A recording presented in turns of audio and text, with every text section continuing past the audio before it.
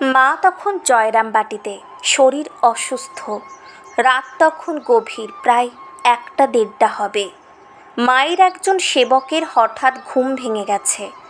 ঘর থেকে দেখলেন উঠানে আলো দেখা যাচ্ছে। অত রাত্রে উঠানে আলো কেন? কৌতূহলী হয়ে তিনি বেরিয়ে দেখেন উঠানে লণ্ঠন নিয়ে কে যেন মাটিতে কি করছে। কাছে গিয়ে দেখেন মা। তিনি একটি খন্তা নিয়ে মাটি থেকে খলামকুচি ইটের টুকরো তুলে একটি ঝুড়িতে রাখছেন। সেবক অবাক। তিনি বললেন, মা, এসব কি করছেন আপনি? ধরা পড়ে গিয়ে সলজ্জভাবে মা বললেন, এই খোলামকুচি ইটের টুকরোগুলো তুলে উঠোন পরিষ্কার করে রাখছি। কেন মা? সেবক বললেন।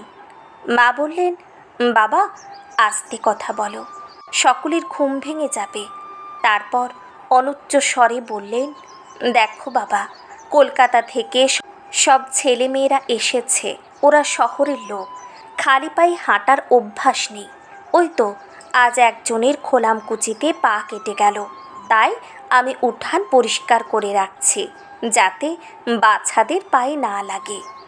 সেবক ব্যস্ত হয়ে বললেন, সে তো আমরাই করতে পারতাম, আপনি কেন রাত্রে না ঘুমিয়ে এসব করছেন? মা বললেন, হ্যাঁ বাবা, তোমরা তো করতে পারোই, কিন্তু সারাদিন কাজ করে তোমরা পরিশ্রান্ত হয়ে ঘুমাচ্ছ। আমার তো কোনো কাজ নেই, তাই তোমরা ঘুমিয়ে গেলে আমি ওইটুকু করছিলাম। সেবক বললেন, বেশ, আপনি এবার আমাকে খন্তাটা দিন, আমি করছি, আপনি ঘরে যান, বিশ্রাম করুন। মা কোমল কণ্ঠে বললেন, বাবা, তুমি করলে তো আমার করা হবে না, আমি যে মা। যাও বাবা, তুমি ঘুমাও গিয়ে, আর হয়ে এসেছে, আমি বাকিটুকু করে নিই। এরপর সেবক আর কি বলবেন, তার 2 চোখ বেয়ে তখন অশ্রু ঝরছে। তিনি ভাবছেন, এই না হলে সকলের মা। তিনি তো শুধু উঠোনের কণ্টকই পরিষ্কার করে দিচ্ছেন না, তার সকল সন্তানের চলার পথে সকল কণ্টককে ওইভাবে অতন্দ্রভাবে পরিষ্কার করে রাখছেন, চিরকাল রাখবেন।